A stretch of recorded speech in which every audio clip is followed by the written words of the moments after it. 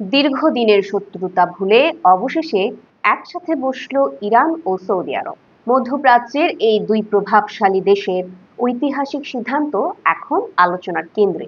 চীনের মধ্যস্থতায় বেইজিংয়ে অনুষ্ঠিত এক বৈঠকে একমত হয়েছে তেহরান ও রিয়াদ।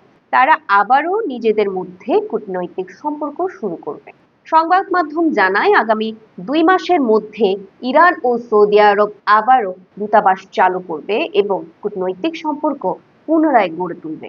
ইরানের জাতীয় নিরাপত্তা পরিষদের সচিব আলী শামখানি, এক সৌদি কর্মকর্তা এবং চীনের ঊর্ধ্বতন প্রতিনিধি ওয়াং ই এই আলোচনায় উপস্থিত ছিলেন।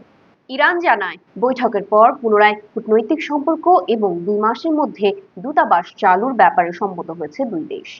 পরস্পরের সার্বভৌমত্বের প্রতি সম্মান দেখিয়ে অভ্যন্তরীণ বিষয়ে হস্তক্ষেপ না করার প্রতিশ্রুতি, 2001 সালের নিরাপত্তা চুক্তি পুনরায় কার্যকর করা, দীর্ঘদিনের বৈরিতা কাটিয়ে সম্পর্কটি পুনঃস্থাপনের এই সিদ্ধান্ত শুধু দুই দেশের জন্যই নয়, পুরো মধ্যপ্রাচ্যের জন্য এক গুরুত্বপূর্ণ টার্নিং পয়েন্ট। 2016 সালে ইরানে বিক্ষোভকারীরা সৌদি কনসুলেটে হামলা চালালে রিয়াদ তেহরানের সঙ্গে সম্পর্ক ছিন্ন করে।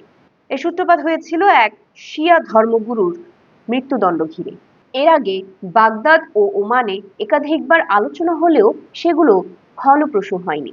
তবে এইবার চীনের হস্তক্ষেপে সম্ভব হলো ইতিহাস বদল।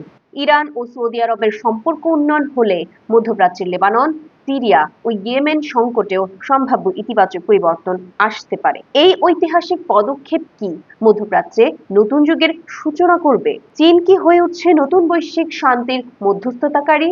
কমেন্টে জানিয়ে দিন আপনি কি ভাবছেন। ভিডিও ভালো লাগলে লাইক দিন, বন্ধুদের সঙ্গে শেয়ার করুন আর এমন আরো কন্টেন্ট পেতে আমাদের চ্যানেলটি সাবস্ক্রাইব করতে ভুলবেন না।